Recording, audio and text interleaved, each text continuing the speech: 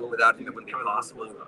And then real quick, just to put a bow on the 21 season, proud of the organization, from Clark to Mark, our coaches, our players.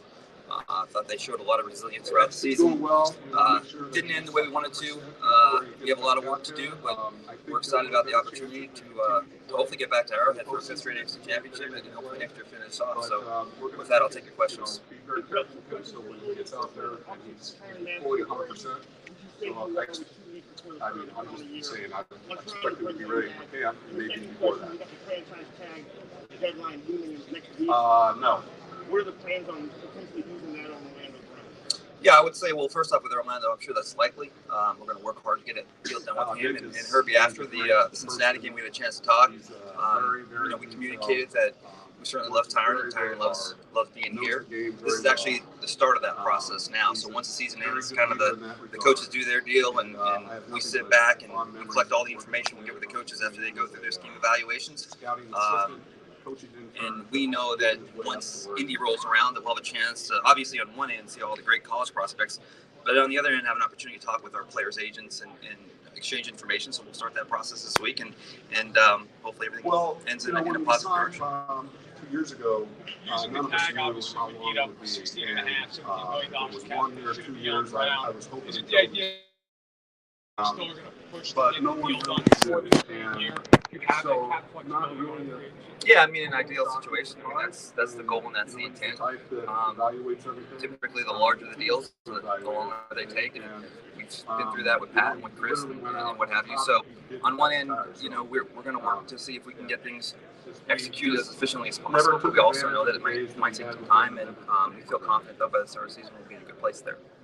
Are there plans to potentially sit down with Matthew's representation this week? Yeah, typically all the players on our roster, if their agents are here, we always make it a point to grab a dinner or just catch them in between workouts and what have you. But again, that goes with all the players on our roster from 1 down to 53.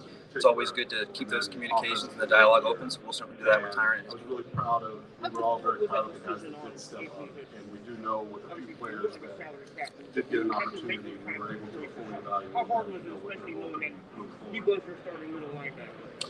Yeah, I mean, those are, you have a lot of positives in this job, and you get to do a lot of great things, but I mean, going through something like that is really difficult. Yeah, you and always want to have, it's even more difficult when you talk about the caliber of person Anthony Hitchens is. I mean, it's just, I have told him many times, I mean, he's, when you look up the textbook definition of what a pro means, it's Anthony Hitchens. He does everything the right way. First in, last out type of guy, smart leader, really cares about the profession. And I'm sure he'll play a few more years in this league. He's a valuable addition to any locker room, and who knows? I mean, we talked about this on our last conversation. Strange things happen, and maybe ends up back in KC. It was a difficult decision, but can't say enough about him and his family. Just tremendous people. You talk about how difficult that decision was. But you know how this league works. I mean, he'll certainly go out there, and I'm sure he'll have some suitors, and he brings a lot to the table, especially for a young linebacking core.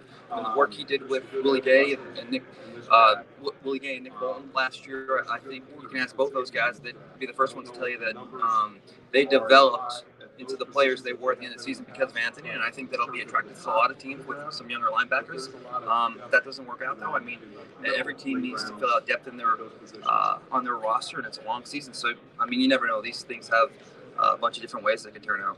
Reid, you talked about before being aggressive if the situation presents itself. When you look at where you are this year, how aggressive do you plan to be in this draft?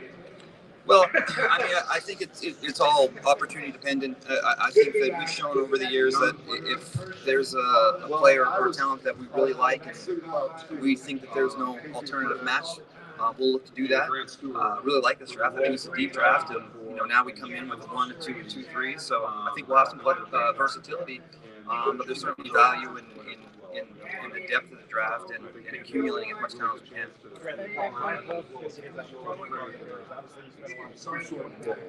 What qualities do you see in him?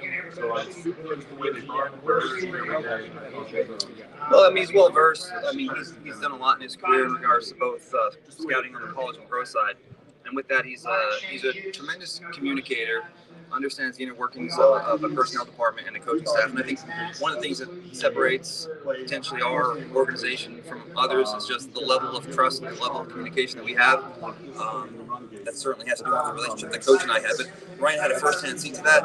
He knows how important that level of trust and communication is. And I think he'll do a great job because he's one of those guys that he's confident in his opinions, but he's also doesn't have the ego in which he's not going to listen and take in information. So I think he'll do a tremendous job. In the early stages when you got into GM, what were the initial challenges that you faced that you didn't know? And I know I'm getting a lot of questions about. It's the late night phone calls, right?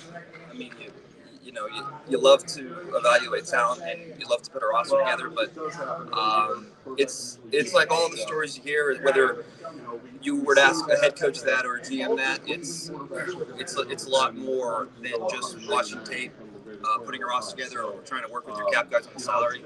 There's a lot of stress off the field. Players go through a lot. Their families go through a lot. Our families go through a lot. So I think it's one thing to, in your mind, think, all right, well that'll come up and we'll deal with it. But it's intense and it pulls you away a lot of time from the office. So you have to have a great staff. And to your point, Ryan was a part of that staff that helps take some of the burdens off you. But I think it's the thing that is most challenging for a GM is all the things they don't expect. And sometimes the things that you're not thinking about are things that occupy most of your time. And looking back last year at the Orlando Brown trade and where it sent you this year, what was the factors that kind of led to making that move? And looking back at it now, what do you think it takes to have the conversation go for the value of that kind of player? Yeah, well, I mean, last year we were in a unique situation where we had a 14-2 season. We made it to the Super Bowl, and by the time we got there, we were kind of depleted. We had a little bit of an all-our offensive line. We had one tackle retire and one tackle have an injury, a season ender. So looking at the way the draft flows and then picking 31, you don't have a lot of options. We came out of the gate and we signed Joe Tooney. We were monitoring some other of the tackles in their markets, and I thought we did a good job being aggressive on one end, but also being patient and letting a trade come to us. And we're certainly pleased with the way it worked out, and then we were able to add more additional young linemen throughout the course of that offseason. So, but yeah, what's the second part of the question? What does it take to kind of part with that kind of capital? What are the conversations that you're giving it up?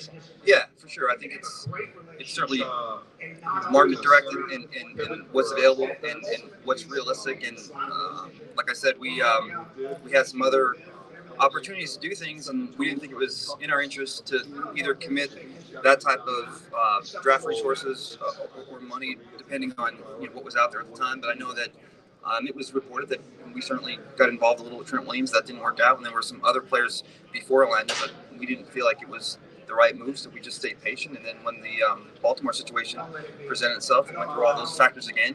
So it's just case by case, and you just kind of go through the exercise and just make the best decision that you think is for the organization. How well he's played. He's also not a free agent, kind of under the radar compared to Matthew. What are your thoughts on him? He's a really good player, and talk about what he's accomplished over the last 4 years, and acquiring him via trade from Dallas, and then early on, right off the bat, he showed how talented he was on special teams, and then year by year he got better and better and better, and he's certainly a guy that, just like Tyron and some more of these players, we're going to have dialogue with them. I'd love to have Shavarius back. I think he's a talented player. He's done well in our scheme.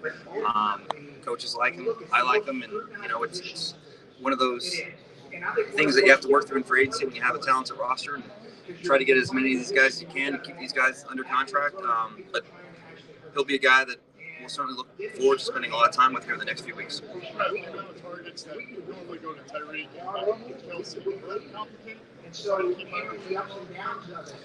Well, I mean, Byron's another guy like Moore that over the years he's developed into a really good football player, and both on special teams and in our wide receiver sets, and he's another guy.